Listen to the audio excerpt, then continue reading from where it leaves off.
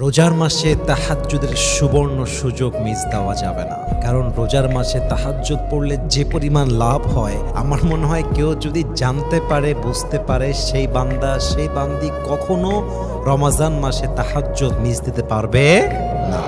Number 1, হাদিসে আসছে যেই বান্দা রমাজান মাসে রাত জেগে কিয়ামুল লাইল করবে তথা নামাজ পড়বে, আল্লাহ রব্বুল ইজ্জাত ওয়াল জালাল তার পেছনের সমস্ত গুনাহ খাতা মাফ করে দেবে।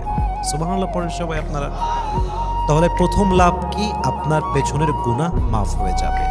দ্বিতীয় লাভ হলো, যে বান্দা তাহাজ্জুদ গুজার হবে তার সাথে আল্লাহর সম্পর্ক জুড়ে যাবে, তার সাথে আল্লাহর সম্পর্ক হবে বন্ধুত্বের মতো।